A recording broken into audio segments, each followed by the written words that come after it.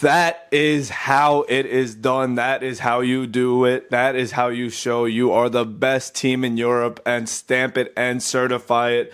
Beating PSG away in Parc des Princes with 10 men, with no Musiala, with no Davies, absolutely cooking PSG. I don't want to hear no excuses. There were injuries on both sides, had the red card in the second half, and we still got the job done. Let's get into all the craziness this match had. It literally had it all. What a game this was. A lot of the times these games don't live up to the hype, but this one was not like that at all. 100% lived up to a hype. I mean, we had the red card, the amazing performances, the battle in the midfield, the just haram ball from Bayern, of course. Amazing performances from players all around. Missed out on a lot of key players, but just there's so much to talk about. Let's get straight into it. The first half, who would have expected that? I mean, we came out guns blazing. I know me included, a bunch of Bayern fans, rightly so, were afraid of PSG. Sure, we were talking about how confident we were against them. We have this win streak, and I do believe in the team, but we definitely were worried. But that went away real fast after I saw how intense we were playing, how fast we were playing, the press that we had, 100%. Just PSG couldn't keep up at all, and it showed. I mean, when did we score? Fourth minute. I barely had the freaking game on at work. Fourth minute, Luis Diaz is already coming through with a goal for us. And again, in the 32nd minute, not that long after, what an amazing performance from the boys. But let's slow down a little bit. First of all, Luis Diaz. Gotta actually obviously talk about the first half from him. Very eventful first half. And first we're going to do here at BayernBuddies, I'm going to do for Pat as well, even though he's not here, apology cam. We talked a lot of shit. I'll say it how it is, about Luis Diaz and the transfer. We always appreciated him as a player, but we didn't believe in the transfer fee.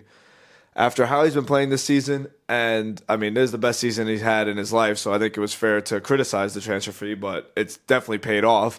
I don't know if it's the environment. I know Liverpool or fans are just crying right now after seeing the performance. I mean, 2 goals in the biggest game of the season.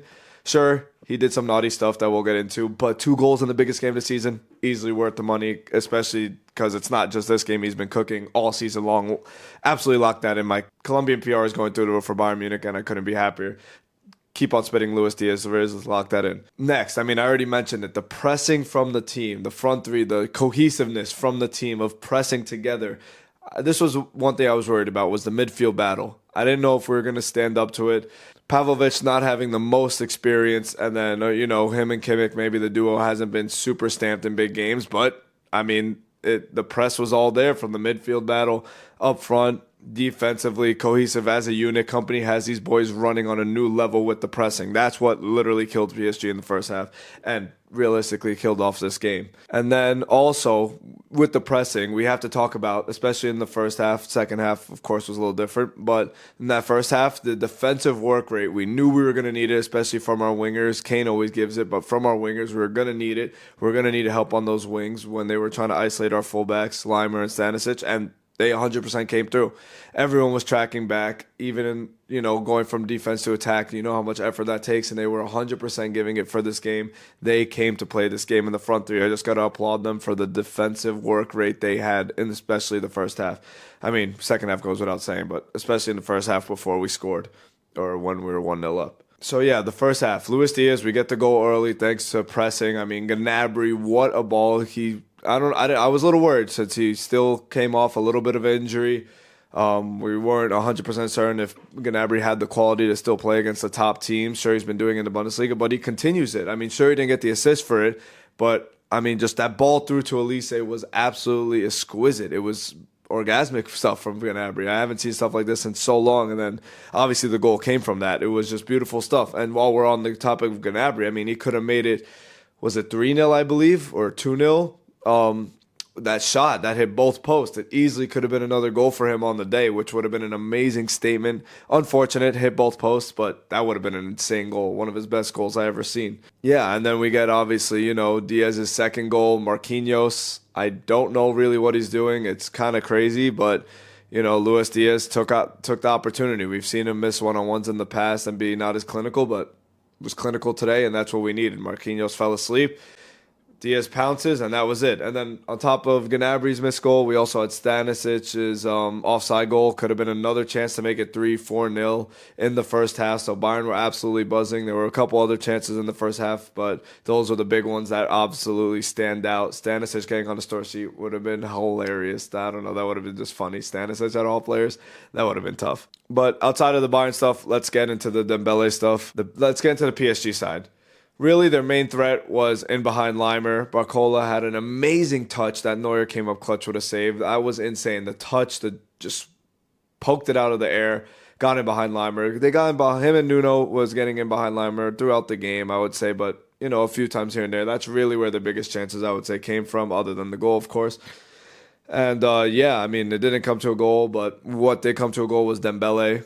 Scored an offside goal, got very lucky that VAR exists, very close. Very, very close, but, definitely was offside after review. And it was unfortunate. Dembele's been, obviously, we know, going through hamstring issues, I believe. And it came through today, fortunately for Bayern, but unfortunately for PSG and for himself. Hopefully he recovers well, but definitely helped us out on the day because, he was out after the 21st minute, I believe they scored that. So that was good for us, of course, but again, we never want to see that. But to be fair, we have our biggest players injured on our side, Davies, Musiala. So, I don't know. Call it what you want to call it. If it called it even. The big, I'll get to it. Finally, I know you've been waiting. The Luis Diaz red card. That was some Brexit Sunday League stuff. Definitely was something going on right before the challenge. I do think Hakimi fouled Luis Diaz right before it. Maybe it was a little brash, a little angry, and just came in with a chopping challenge. Chopping challenge. Jesus, that's a mouthful.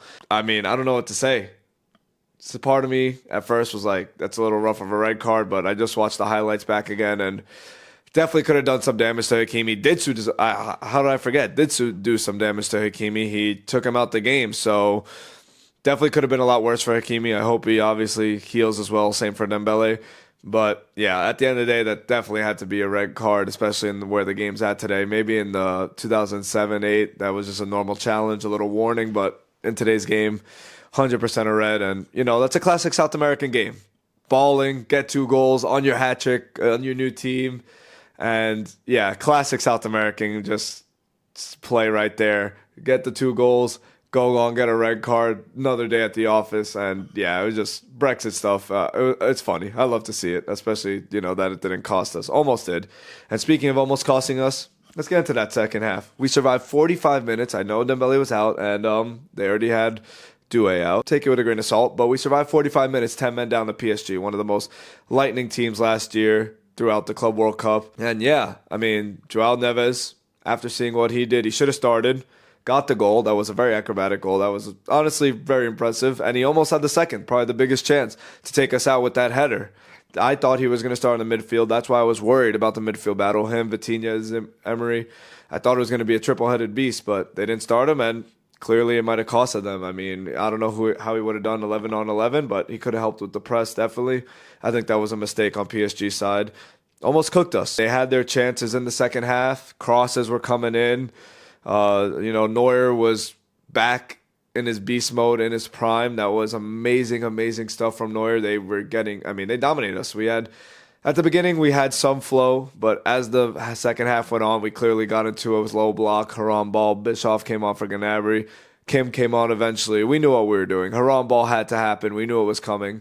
I think in the first 10, 15 minutes, we were still somewhat having some flow, some chances, but that died down real quick. Maybe when John Neves came on. I think he came on at halftime.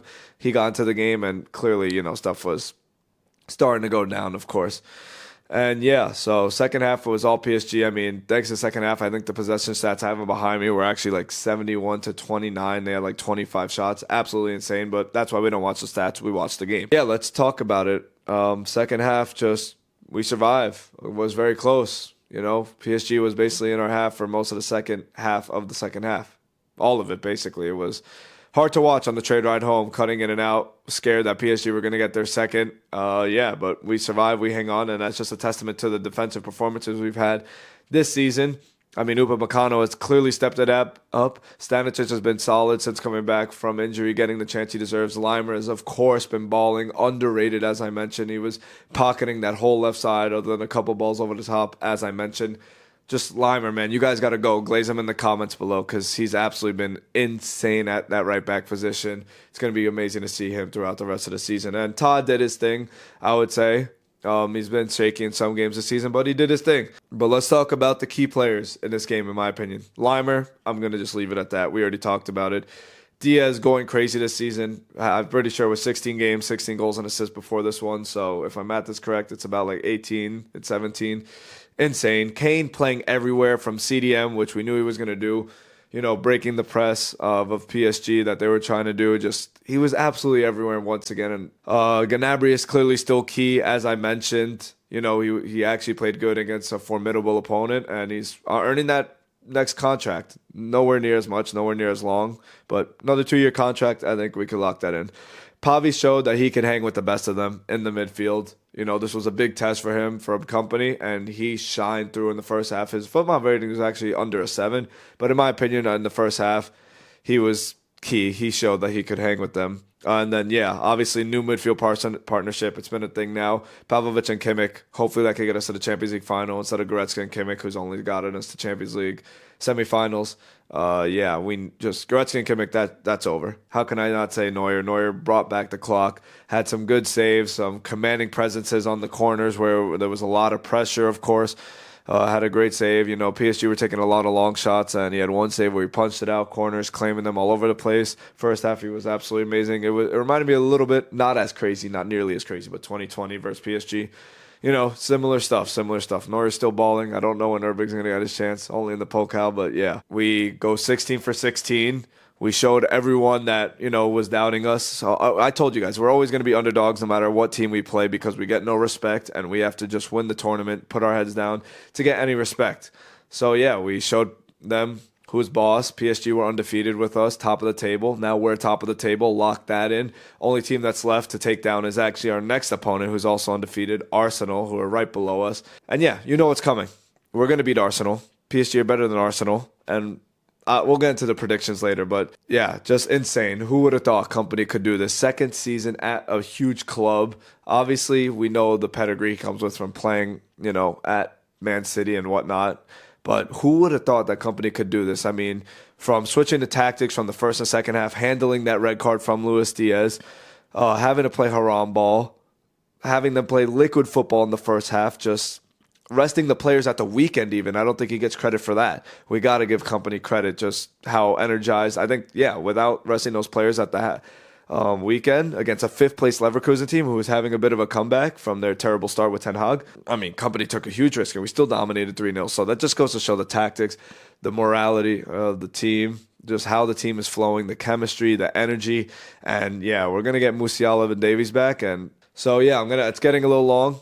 But I mean, it had to be with this type of performance. We are in top form in the Champions League and the Bundesliga. Let's lock that in. As Pat would say, I wish he was here for this one because I know he'd be just going crazy. Lock it all in. Champions League, we are officially first place. Time to take down Arsenal. You are next, Prem boys. I can't wait to shut you down just like we did with Chelsea and PSG. We're going to show who's boss. And if we could get past these two teams in the Champions League, we should have no problem qualifying easily. So, yeah.